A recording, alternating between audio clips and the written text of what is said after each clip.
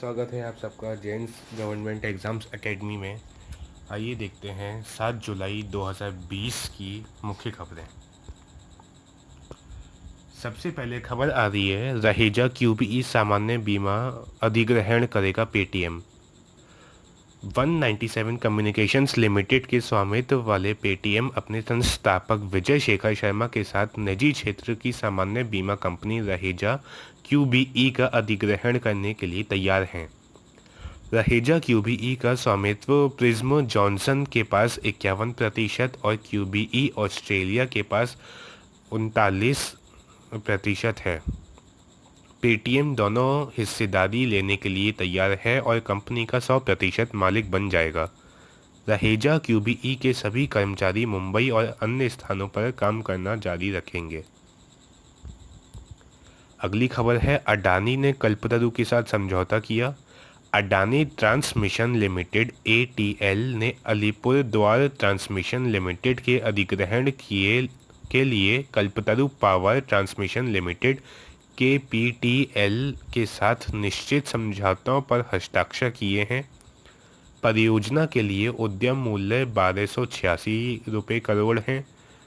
सभी आवश्यक विनियामक अनुमोदन और अन्य सहमति के बाद अधिग्रहण कुछ महीनों में पूरा होने की उम्मीद है।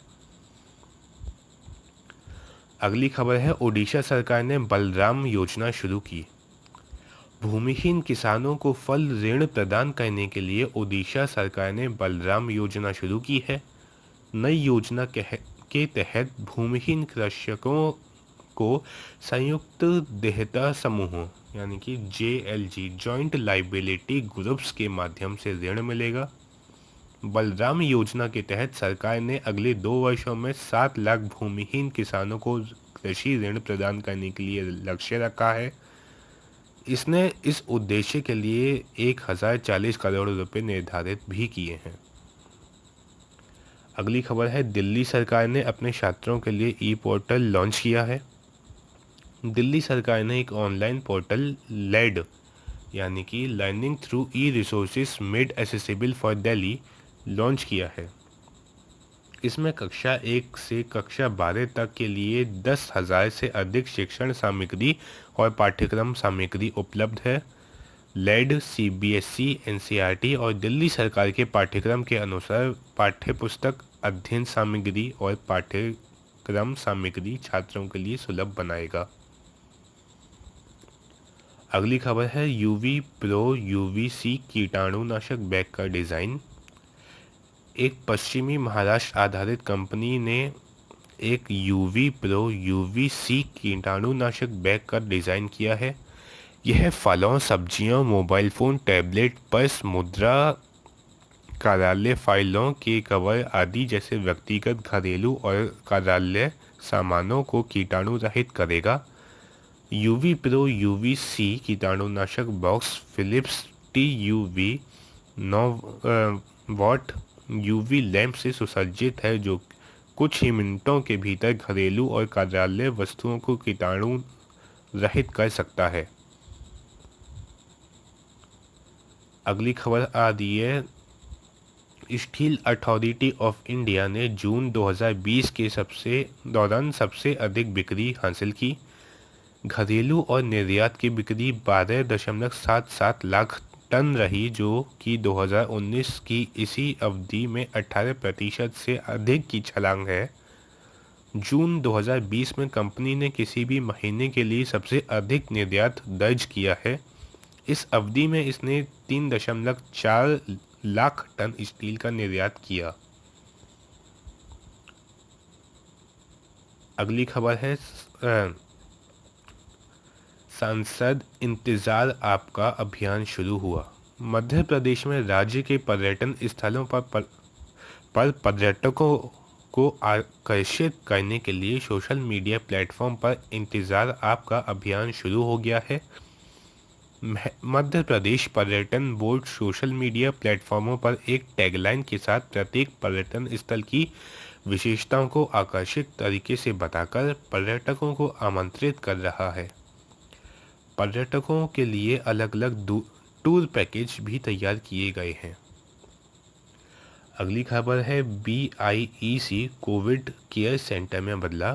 कर्नाटक में बेंगलोर अंतर्राष्ट्रीय प्रदर्शनी केंद्र BIEC को भारत के सबसे बड़े कोविड सेंटर में बदल दिया गया है। 10,100 बिस्तरों के साथ केंद्र बच्चों सहित स्पर्शोन्मुख और हल्के रूप से स्पर्शोन्मुख रोगियों को रखने के लिए तैयार है। केंद्र अच्छी तरह से हवादार है और इनमें पर्याप्त संख्या में शौचालय, नर्सिंग स्टेशन, रसोई और अन्य आवश्यक सुविधाएं हैं।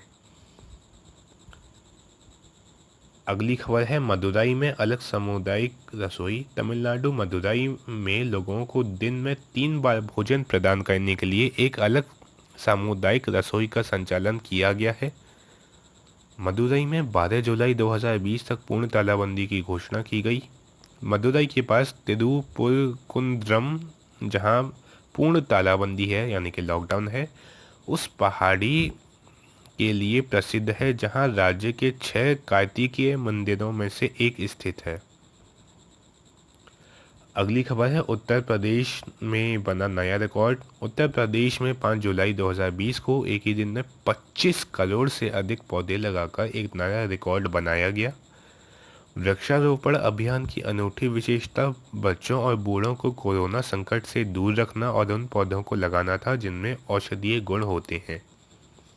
राज्य ने 2019 में 22 करोड़ और 2018 में 11 करोड़ पौधे लगाए थे। अगली खबर आ रही है हीरो साइकिल ने चाइना के साथ व्यापार सौदा रद्द किया। यानी कि जो हैशटैग था बॉयकॉट चाइना का, उसको उसी ट्रेंड को फॉलो करते हुए हीरो साइकिल्स ने चीन के साथ 900 करोड़ रुपए के व्यापार सौदों को रद्द कर दिया है। कंपनी ने चीनी कंपनियों का बहिष्कार किया है और भविष्य में चीनी के साथ कोई व्यापार नहीं करने का फैसला लिया है।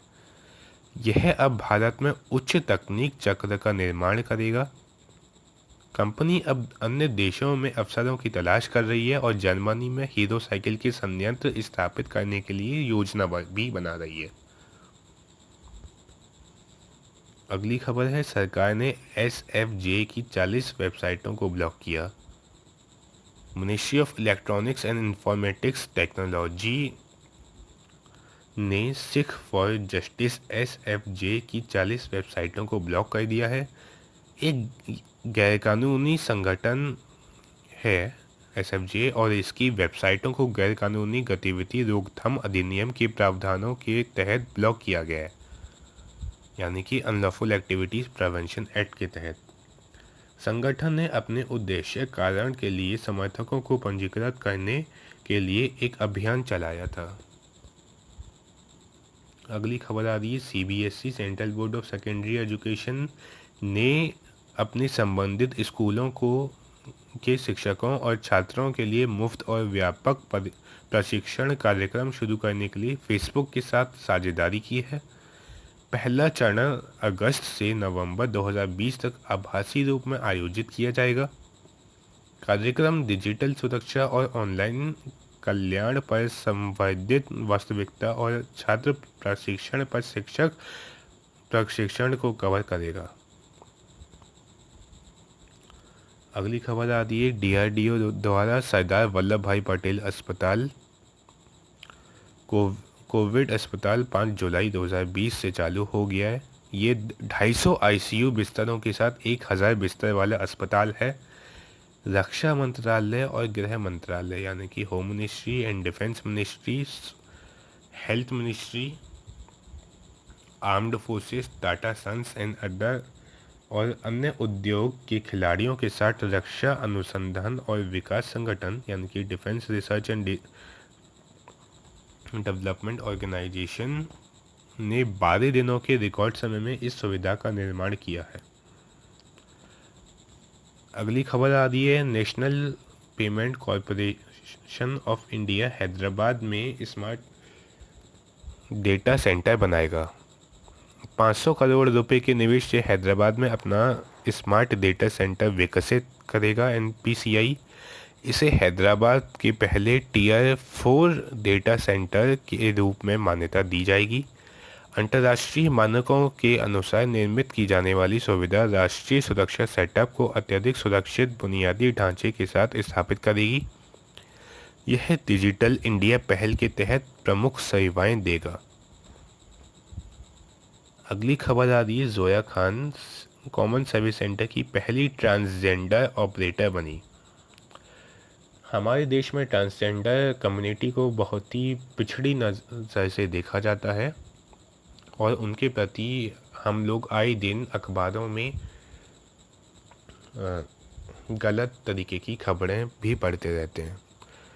इस स्टिग्मा को हटाने के लिए जोया खान, जो कि ट्रांसजेंडर हैं, उन्होंने गुजरात के वडोदरा जिले से भारत में कॉमन सर्विस सेंटर की पहली ट्रांसजेंडर ऑपरेटर बनी है।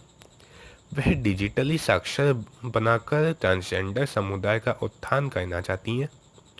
कॉमन सर्विस सेंटर सरकार द्वारा ग्रामीण और दूर दराज के स्थानों पर ई सेवा देने के लिए उपलब्ध कराई सुविधाएं हैं, जहां कंप्यूटर और इंटरनेट की उपलब्धता नगण्य या अनुपस्थित थी। अगली खबर है, चाइना के लिन डेन ने सेवानिवृत्ति की घोषणा की, यानी कि रिटायरमेंट ले रहे हैं।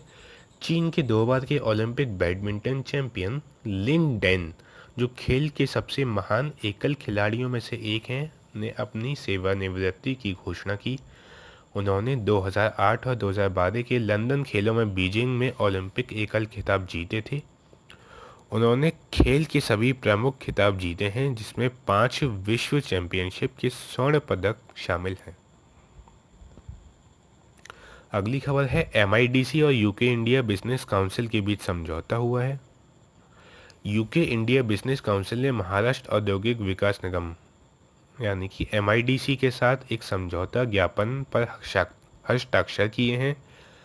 UKIBC और महाराष्ट्र सरकार के बीच ये व्यापार ढांचा राज्य को अपने कारोबारी माहौल को बेहतर बनाने और ब्रिटिश व्यवसाय के साथ सहयोग को मजबूत करने में मदद करेगा।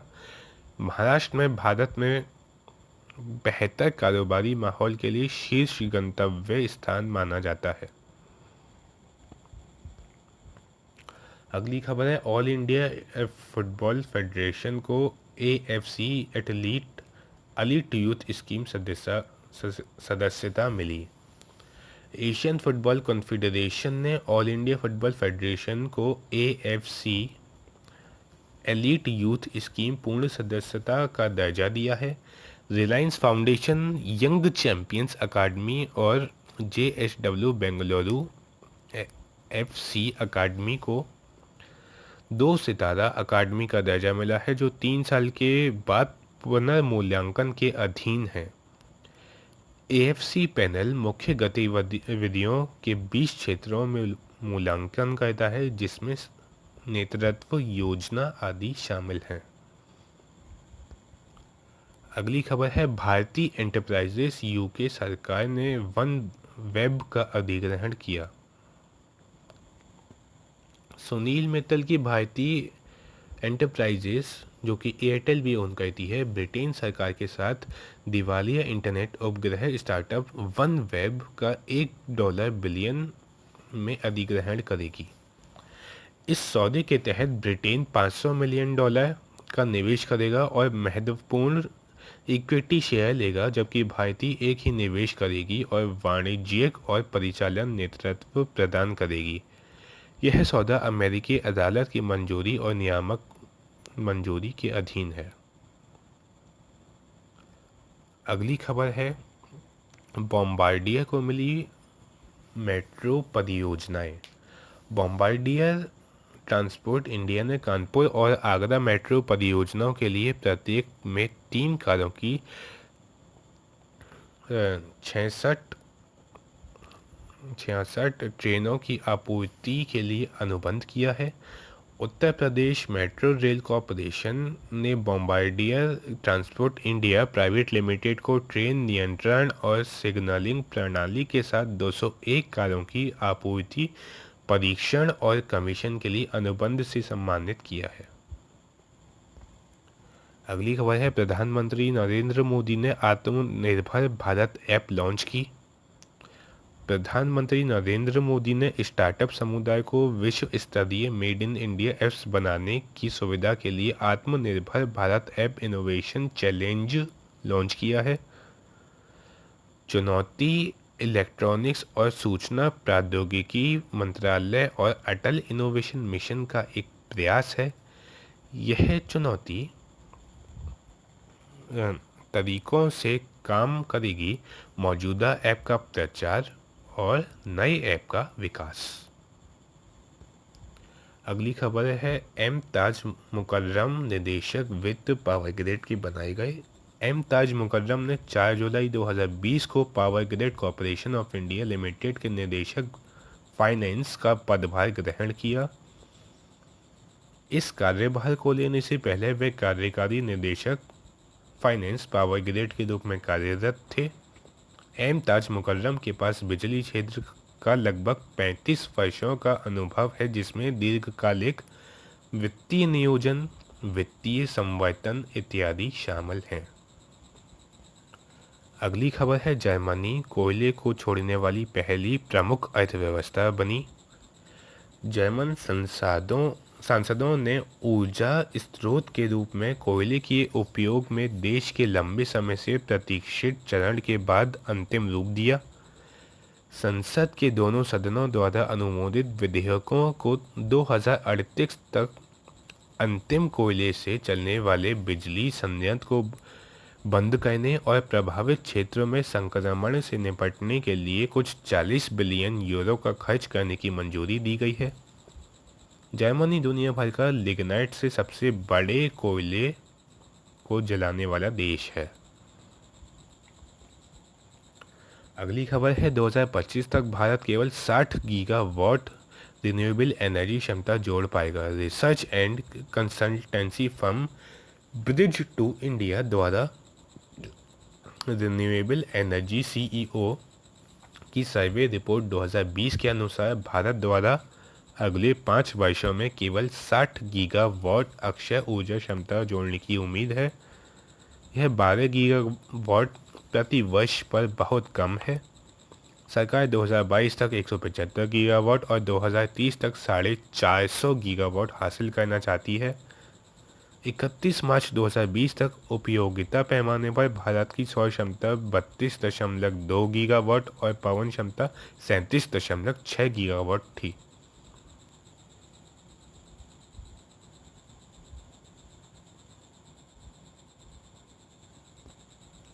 अगली खबर है भारत जापान नौसेनाओं के बीच अभ्यास। भारतीय नौसेना यानी कि नेवी और जापानीज नेवी जापान समुद्री आत्मरक्षा बल के युद्धपोतों ने 27 जून 2020 को हिंद महासागर इंडियन ओशन में एक संयुक्त अभ्यास किया।